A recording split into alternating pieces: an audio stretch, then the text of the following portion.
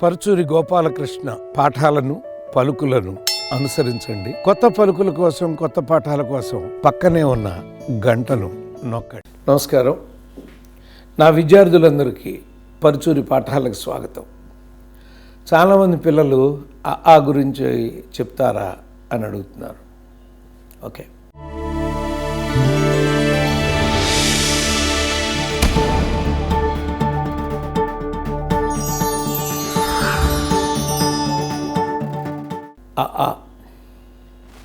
ఇది మీకోసం నేను మళ్ళీ ప్రైమ్ వీడియోలో చూసుకున్నాను. నిన్నంతా చూడగానే అనిపించిందంటే, ముందు త్రికరణ శ్రీనివాస్కి అభినందనలు. ఎందుకంటే మీనా అనే ఒక నవల యొక్క కథాంశంకి సంబంధించినటువంటిది. అది కొన్ని లక్షల మంది ఎంతో అద్భుతంగా చదువుకున్నటువంటి కథ. విజయ నిర్మల్ గారు తన జీవితంలో మొదటిసారి డైరెక్ట్ చేసిన సినిమా మీనా. అది ఆవిడ ఫస్ట్ ఫిల్మే, అద్భుతమైన విజయవంతమైన సినిమా. కృష్ణ గారు, విజయ నిర్మల్ గారు వేశారు. అంటే వచ్చేసిన వెండి తెర మీద వచ్చేసిన కథాంశం మీకు ఒకసారి చెప్పాను నేను 11th అవర్లో.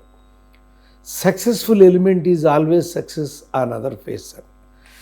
అంటే ఒక కృష్ణ గారు లాంటి స్టార్ చేసినటువంటి ఒక కథాంశాన్ని యంగ్ హీరో మన నితిన్, ఆ పిల్లాడితో సాహసం చేయటం, అందుకు ఆయన మీద అభినందనలు. ఆ పిల్లాడి మీద ఆ కథని, అంటే ఒక పెద్ద హీరోతో చూసిన కథని ఒక చిన్న హీరో, యంగ్ హీరో ఆయనతో తీయటం అనేది ఒక సాహసం అండి. కానీ సాహసం చేసి గెలిచాడు ఆయన. అందుకు ముందు ఫస్ట్ టిక్కు అతని మేధస్సుకి. 1.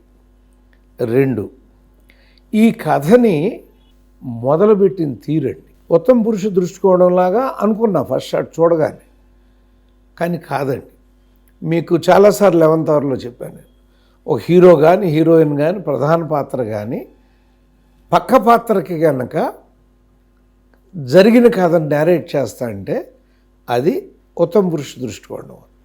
కానీ హీరో కానీ, హీరోయిన్ కానీ, ప్రధాన పాత్ర కానీ, లేదా ఏ పాత్ర అయినా సరే డైరెక్ట్గా ఆడియన్స్కి కనుక కథను నేరేట్ చేస్తా అంటే అది రైటర్స్ పాయింట్ ఆఫ్ వ్యూ అవుతుందండి. ఇది రైటర్స్ పాయింట్ ఆఫ్ వ్యూలో స్టార్ట్ చేశాడు.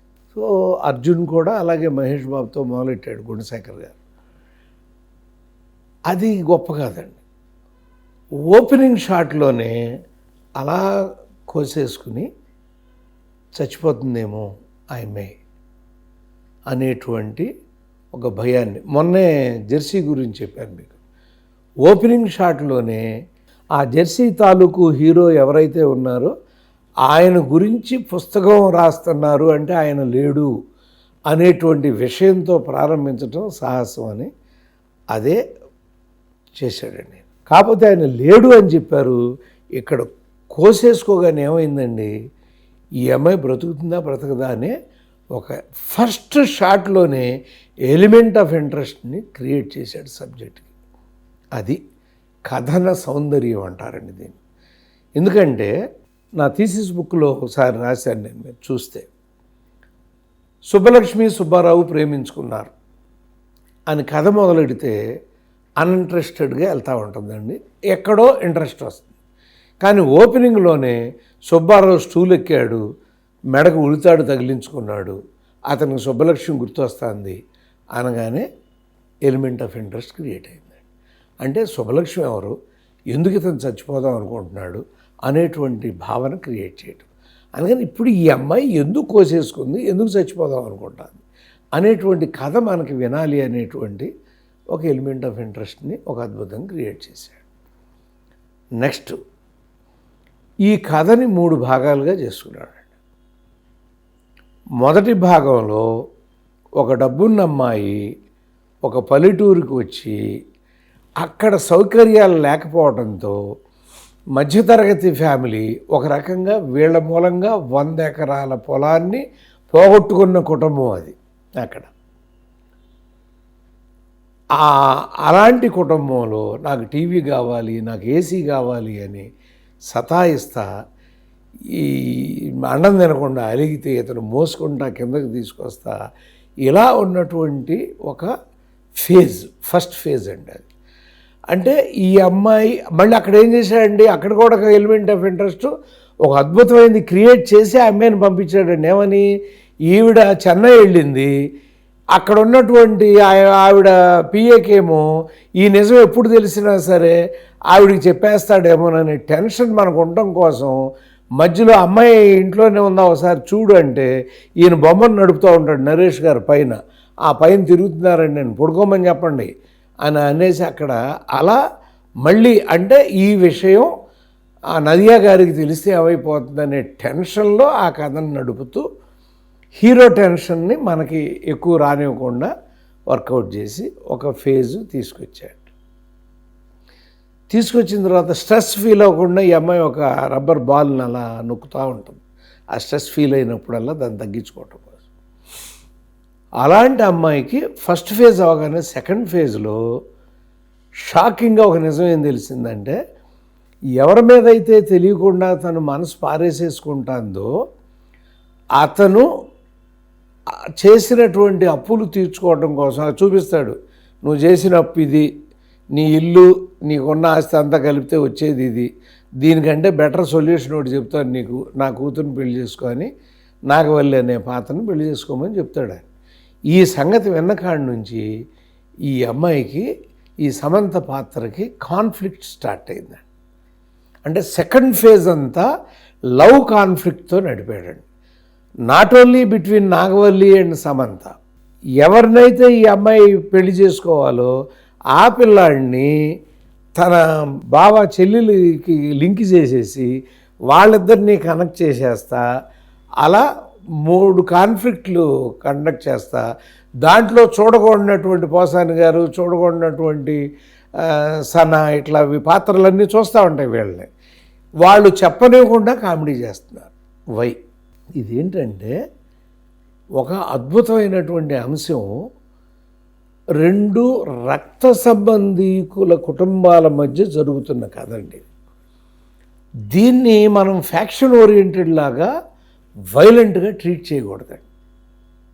మేనత్త, మేనలుడు, ఇట్లా ఆ సంబంధాలు వాళ్ళకి అలా ఉన్నటువంటి వాళ్ళ మధ్య ఇతను అద్భుతమైన కథన సౌందర్యం అని ఇందాక చెప్పాను చూడండి, ఈ పార్ట్ అంతా ఎంటర్టైన్మెంట్తో తీసుకొచ్చాడు. మొత్తం లవ్ కాన్ఫ్లిక్ట్ సంఘర్షణాత్మకంగా వచ్చినప్పుడు, అంటే ఈ సమంతను పెళ్లి చేసుకోవాల్సిన ఆయన నవ్విస్తూనే ఉంటాడు, పోసాన్ని నవ్విస్తూ ఉంటాడు, సమంత నవ్విస్తూ ఉంటుంది, నాగవల్లి నవ్విస్తూ ఉంటుంది, సనా పాత్ర నవ్విస్తూ ఉంటుంది, ఇట్లా అందరూ నరేష్ గారు ఇక బాములే.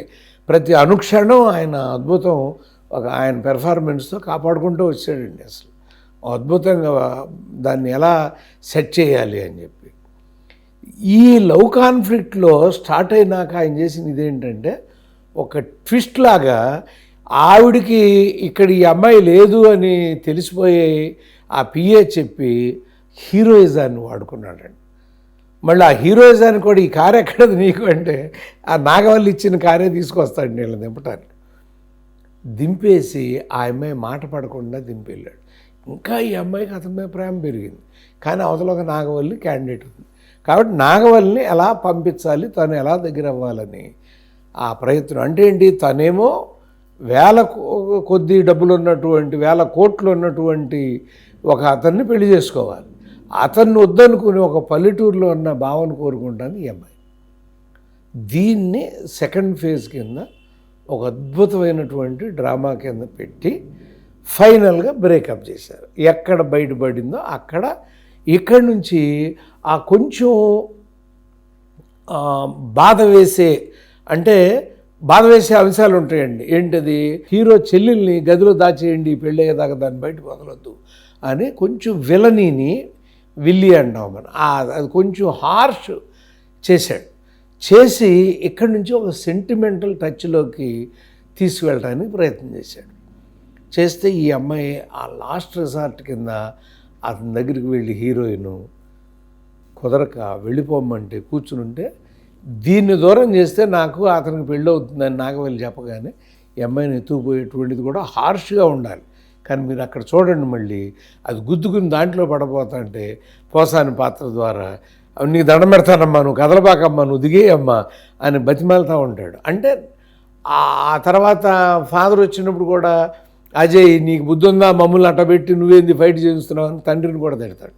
సో ఇదంతా ఎంటర్టైన్మెంట్లో భాగంగా, అంటే నిజానికి వైలెంట్గా ఉండాల్సిన దాన్ని కూడా అందంగా ఆ సెల్యులాయిడ్ మీదకి అలా తీసుకొచ్చేసి ఆ పార్ట్లో చివరిలో అప్పచెప్పేసినాక మళ్ళీ అక్కడ డైలాగు, ఆ తండ్రి చనిపోతా రాసిన మాట, ఎదటి వాళ్ళని సంతోషపెట్టడం కోసం మనం కొంతమందిని బాధ పెట్టకూడదు, అంటే మావయ్యను సంతోషపెట్టడం కోసం సమంతను బాధ పెట్టకూడదు అనే నిజాన్ని మళ్ళీ మాటల మాంత్రికుడు అని ఎందుకు అంటారు, ఎందుకు కాదంటే అంటే కరెక్ట్గా అవసరమైన చోట ఆ పదం తూకంలాగా వచ్చి పడిపోతుంది అన్నట్లు.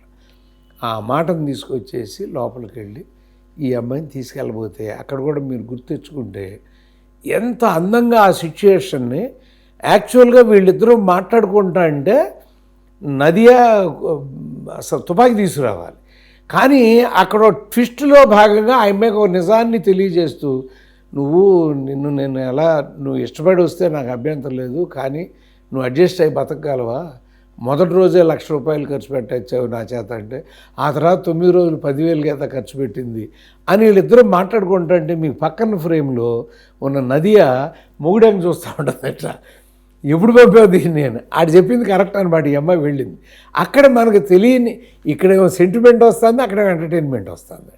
అలా వర్కౌట్ చేసి చివరిలో కూడా కొట్టడానికి వచ్చి డామ్మని ఆమె సోఫాలో పడిపోవటం, ఎంత జాగ్రత్తగా ప్రతి ఫ్రేమ్ని వర్కౌట్ చేసి తల్లికి ఇష్టం లేకుండా వెళ్ళిపోయింది అన్న భావాన్ని క్రియేట్ చేశాడండి.